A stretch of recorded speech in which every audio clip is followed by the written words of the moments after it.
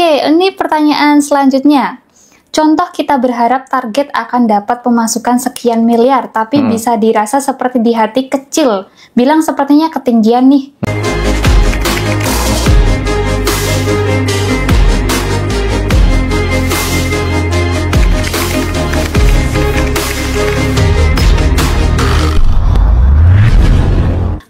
Padahal itu kan berarti ada sesuatu yang membatasi. Bagaimana cara meresponnya, Mas? Apakah cukup kita turunkan target yang diharapkan atau bagaimana?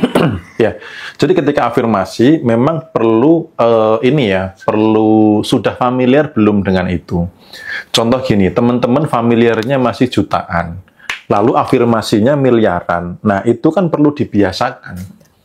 Dibiasakan untuk self-talk, dibiasakan untuk afirmasi, supaya bawah sadar ini familiar dengan angka miliaran. Gitu, familiar dengan angka miliaran. Karena kalau nggak familiar, pasti ditolak. Jadi ketika teman-teman afirmasi, itu database lama, kemudian ada database baru yang bertolak belakang atau jomplang, dia pasti akan ditolak. Gitu. Maka sebenarnya tidak perlu menurunkan sih, tapi memfamiliarkan. Gitu. Kalau misalkan nih contoh 1 miliar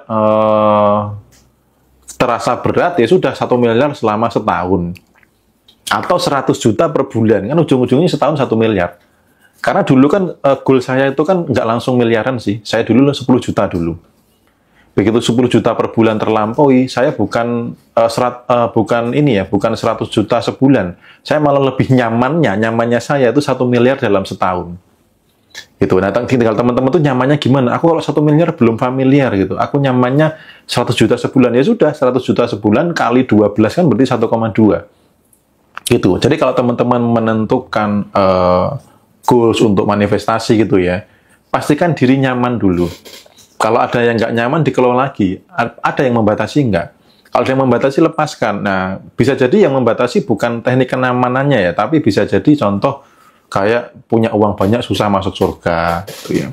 Terus kemarin ada beberapa, saya sudah menemukan ada beberapa ibu-ibu gitu ya, kalau khawatir kalau suaminya itu kaya, karena kalau suaminya kaya nanti pasti selingkuh gitu loh. Padahal orang miskin juga banyak yang selingkuh gitu ya. Bedanya ya yang satu di sebelah pohon pisang, yang satunya di hotel bintang 5. Tetapi prasangkanya seolah-olah kalau semakin banyak uang semakin selingkuh, itu padahal uang itu nggak ada hubungannya dengan selingkuh gitu loh, kekayaan itu. Tergantung attitude dari orangnya gitu. Uang itu netral atau uang itu baik adanya. Nah, tinggal si orangnya. Nah, kalau punya program kayak gini, maka apa? Ini menghambat angka-angka miliaran tadi gitu loh. Nah, karena apa? Manifestasinya pengen kaya, tapi bawah sadarnya nggak pengen kaya. Takut, cemas, khawatir, apalagi kalau susah masuk surga dan lain sebagainya. Ya, jadi digali sendiri, karena teman-teman pasti lebih tahu tentang dirinya sendiri. Jangan sampai nanti bergantung orang lain. Saya begini kenapa? Nah, itu teman-teman kewaspadaan pertama. Ketika Anda kenapa sudah tanya orang lain, berarti Anda nggak mengenali diri Anda. Gitu. Oke.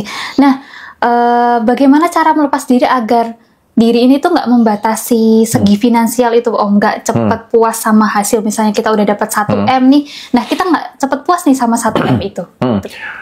Yang pertama, pastikan kasih angka minimal ketika manifestasi gitu ya. Yang pertama itu. Yang kedua, tetap syukur itu tetap ada. Yang ketiga, yang membuat awet dan tetap stabil semangat itu punya goals yang menggairahkan. Terutama goals kebermanfaatan ya. Karena saya ketemu dengan orang yang finansialnya sudah baik, tapi hidupnya rasanya kosong. Karena apa? Dia nggak menemukan kebahagiaan ketika bermanfaat bagi orang lain gitu loh. Jadi, hanya untuk memenuhi ego, itu rasanya kayak dia hanya menuruti hawa nafsu dan kepuasan semu gitu loh. Kepuasannya itu semu gitu loh. Nggak beda dengan ketika ngasih orang 1 juta, lalu habis itu mendoakan dengan semangat sambil meneteskan air mata, itu bahagianya itu nggak semu, itu nggak bisa digantikan dengan angka yang 1 juta tadi gitu loh. Jadi perlu ada goals-goals yang ke arah kebermanfaatan gitu. Oke, nah teman-teman, kita akan bacakan 2 pertanyaan terakhir. Setelah itu kita akan bahas tema hutang nih ya. Nah teman-teman wajib menyiapkan pertanyaan nih untuk tema 1 ini ya. Nanti pertanyaan terbaik akan Mei bacakan dan Mei tanyakan langsung ke Pak Bimo. Oke, untuk pertanyaan 2 terakhir.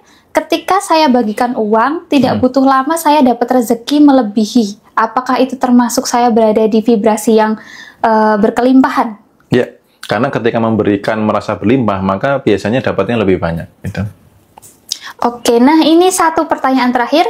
Rezeki kadang datang agak gede, tapi pengeluarannya juga gede. Nah ini sepertinya saya juga mengalami nih. Ini solusinya ini bagaimana ini? Solusinya sudah ada di panduan memutus servo kantong kosong. Ya, jadi nanti bisa dicek deskripsi atau ke profil nanti teman-teman bisa. Teman-teman ke situ, lalu panduan memutus servo kantong kosongnya seperti apa itu dilakukan. Gitu, termasuk niat mengumpulkan uang juga harus hati-hati. Karena masih ada yang niat mengumpulkan uang untuk jaga-jaga.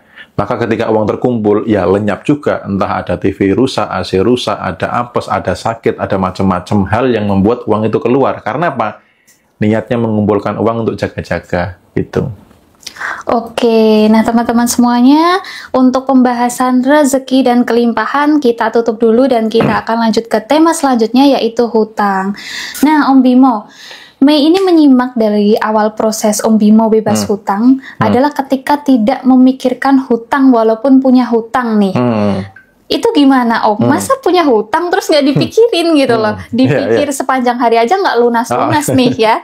Malah diminta buat nggak mikirin gimana. Gimana lunasnya itu Om? Iya, karena memang kuncinya di situ. Ya, kalau teman-teman sudah paham vibrasi, sudah paham tentang energi gitu ya, energi mengalir ke arah atensi. Kalau Anda mikirin hutang, energi Anda kemana? Ke hutang kan? Yang Anda tarik apa? Ya hutang lagi. Maka dulu waktu saya kerja, pertama kali saya dapat nasihat dari guru saya, bisa nggak sebelum tanggal tua, nggak memikirkan harus hutang ke siapa lagi. Karena dulu begitu, belum sampai tanggal tua lah ya, belum sampai tanggal 10 itu sudah mikir gitu loh. Ini harus ngutang ke siapa lagi. Gitu. Padahal seharusnya cukup, tapi karena ya dulu mungkin salah kelola finansial lah, atau mungkin karena dulu masih gengsi dan sebagainya, akhirnya pola pengelolaan keuangannya nggak baik, sehingga kepikiran harus ngutang kemana lagi. Nah, guru saya bilang, kalau kamu masih mikir harus ngutang kemana lagi, maka kamu akan terus berhutang gitu. Nah, berarti kalau kita mikirin hutang, sebenarnya kita sedang menarik hutang. Maka ketika supaya bebas hutang, yang saya putuskan adalah stop mikirin utang gitu. Oke. Nah, kalau misalnya contohnya gini Om. Nah, aku kan punya tabungan 5 juta nih. Terus bulan ini kayaknya nggak cukup deh. Aku pinjam dulu nih tabunganku 1 juta. Nah, itu kepikiran terus. Itu nanti bakal mempengaruhi juga Om. Kalau misalnya aku punya hutang nih ke diri sendiri. Nah, itu gimana? Sebenarnya kalau ke diri sendiri jangan dikatakan sebagai hutang. Gitu ya. Jadi bisa jadi misalkan gini, aku menggeser sementara dari rekening ini ke rekening ini. Kalau diri sih saya sarankan punya beberapa rekening ya, gitu. Jadi teman-teman misalkan ini untuk rekening untuk dana uang yang selalu bertambah. Gitu lah. Ini yang untuk operasional gitu. Jadi dibedakan. Nah, saya karena ada hal khusus yang harus terjadi, artinya harus ada pengeluaran, maka saya geser yang untuk mengumpulkan, saya geser ke operasional gitu. Nanti saya kembalikan lagi, itu nggak apa-apa gitu. Jadi kalau ke diri bukan berhutang sih, bisa pakai bahasa dengan menggeser aja gitu ke rekening operasional gitu. Oke. Nah, ini ada pertanyaan dari teman-temannya di YT, dari Mas Ponix. Mas, saya terjerat hutang riba dari hutang 5 juta berbunga jadi 15 juta. Secara logika saya sudah tidak bisa berbuat apa-apa, Mas. Karena sudah tidak ada aset yang bisa dijual. Sedangkan pendapatan saya hanya cukup untuk makan sekeluarga. Apa yang harus saya lakukan, Mas? Karena semakin berpikir solusi semakin buntu dan semakin pusing. Ya, itu sebenarnya momen yang tepat untuk Anda melibatkannya. Gitu. Jangankan 5 juta jadi 15 juta ya. Kemarin yang private ke saya itu 40M, teman-teman. Hutangnya 40M. Gitu. Dan sudah nggak tahu harus bagaimana. Pak, ini momen yang bagus. Ketika logika tidak bisa menyelesaikan, saatnya Tuhan turun tangan. Saatnya Anda melibatkan kuasanya. Jadi teman-teman itu kalau ada sesuatu tuh jangan dipikir sendiri, jangan sombong di hadapannya gitu loh. Ya Allah ya Tuhan, saya punya hutang, jangan ikut campur, ya ini urusanku, ini aku yang menyebabkan hutang. Tidak begitu gitu loh. Ya, karena perjalanan saya bebas hutang itu ketika saya mulai melibatkannya, saya mengikuti petunjuknya untuk bebas hutang gitu loh. Ya, justru ketika saya sudah nggak mampu, ya Allah ya Tuhan, saya sudah nggak mampu, ini seorang Bimo nggak mampu, please tolong, segeralah turun tangan gitu loh. Karena kalau kita masih menggenggam erat sebuah masalah, kita ini artinya nggak mengizinkan Tuhan turun tangan gitu loh. Kalau kita nggak angkat tangan, Tuhan nggak akan turun tangan gitu loh. Nah, maka ketika secara logika sudah nggak mampu, saatnya Anda berserah, mohon pertolongan ke Yang Maha Bisa segalanya. Selama Anda masih egois, babak belur. Ya, babak belur. Karena saya nggak bisa mengajarkan sebuah teknik yang tanpa melibatkannya. Kalau mau pengen teknik yang tanpa melibatkannya, mungkin di tempat lain ada lah gitu. Tapi kalau saya nggak bisa. Bahkan orang yang private ke saya pun tanya, semua orang yang pernah private ke saya. Gitu ya. Tidak pernah saya memberikan solusi yang tidak melibatkannya. Itu sebagai standar private saya. Karena ketika saya sendiri saat itu sedang tidak mampu secara logika, secara tenaga, pikiran, justru pertolongannya hadir. Itu. Maka teman-teman pernah nggak menyadari bahwa ketika sudah mepet garis akhir, ada mujizat, ada pertolongan, ada keajaiban. Kenapa? Karena ketika Anda sudah mepet, Anda nyerah, Anda berserah. Weslah, aku tidak mampu lagi. Padahal Tuhan itu menunggu momen itu. Ketika Anda angkat tangan, Dia mau turun tangan. Kalau Anda masih sombong, tidak butuh campur tangannya, ya akan dilihat aja seberapa kuat sih kamu tanpa aku gitu ya. Akunya maksudnya gitu ya. Nah, jadi bangunlah rasa itu. Gitu. Ketika Anda punya masalah yang secara logik tidak bisa diselesaikan, saatnya angkat tangan gitu.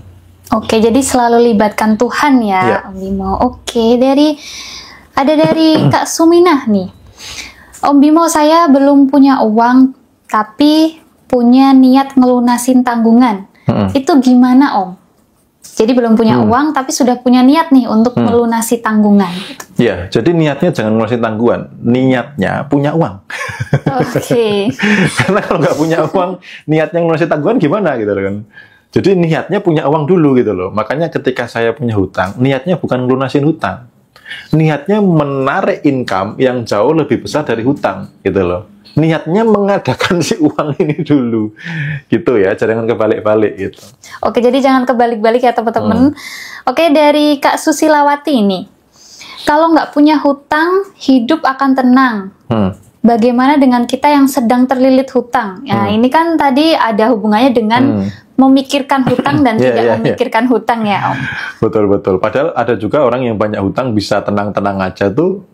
Contoh nih, Anda pernah nggak minjemin orang, ya, dia berhutang kepada Anda, dia shopping-shopping aja, dia flexing-flexing aja tuh gitu ya. Artinya ketenangan tidak diukur dari utang kok gitu loh. Yang membuat Anda nggak tenang ketika berhutang, Anda mikirin utang itu. Anda upayanya lemah, Anda nggak nambah income masuk, Anda terlalu logik gitu, maka nggak tenang gitu loh. Ya. Jadi ketenangan itu sebenarnya, nah kalau teman-teman besok ikut meditasi saya ajarkan ya, ketenangan itu ketika Anda mampu menghentikan pikiran. Ketika pikiran terhenti, maka yang terjadi keheningan.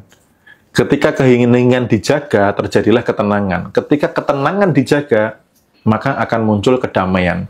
Kedamaian itu tidak terikat dengan apapun. Coba kalau misalkan Mei nggak terikat dengan apapun, damai kan? Yang membuat nggak damai karena terikat. Ya, kalau mungkin orang di luar sana misalkan terikat dengan hutang, terikat dengan mantan, misalkan terikat dengan target, terikat dengan, jadi tidak kedamaian, tidak ada itu karena keterikatan karena pikiran. Ketika pikiran bisa dihentikan, Anda bisa tenang kok. Tenang punya hutang bukan berarti hutangnya boleh nambah, bukan berarti nggak dibayar. Ya, ngono yo ngono ning yo aja ngono gitu ya. Tapi modal menyelesaikan hutang adalah ketenangan dulu. Karena kalau cemas, khawatir, takut itu adalah vibrasi kekurangan yang akan menarik kekurangan.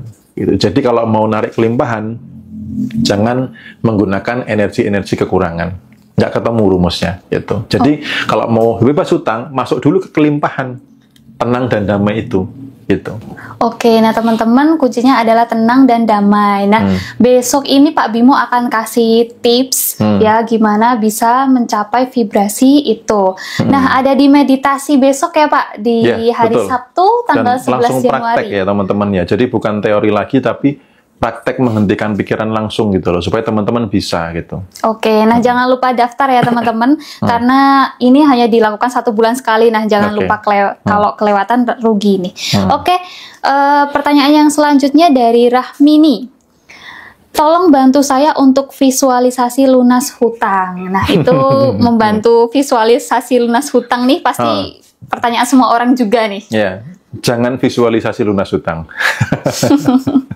Karena ketika visualisasi lunas hutang, hutangnya ikut tervisualisasi nggak? Pertanyaan saya. Ikut kan? Ikut. Kalau Anda memvisualisasikan hutang, Anda menarik apa? Hutang gitu loh. Jadi jangan visualisasi lunas hutang. Visualisasinya apa? Punya uang yang banyak, yang lebih besar dari hutang. Jadi ketika saya punya hutang misalkan 80 juta gitu ya, saya narik uang 150 juta gitu loh. Jadi bukan bebas hutangnya, saya nggak membayangkan bayarnya hutangnya gimana, apakah cash apa transfer, enggak. Saya narik uang lebih banyak gitu loh. Dan tidak saya niatkan untuk melunasi hutang. Karena begitu saya narik uang 150 juta, saya niatkan untuk melunasi hutang, hutang ini mancar lagi enggak? Masih mancar gitu loh. Makanya disiplinnya tuh gimana sih nggak mikirin hutang, dan saat afirmasi juga nggak menyertakan kata hutang gitu loh. Teman-teman yang sudah belajar afirmasi, itu kan, atau self-talk gitu ya, kan nggak boleh ada kalimat negatif, benar nggak?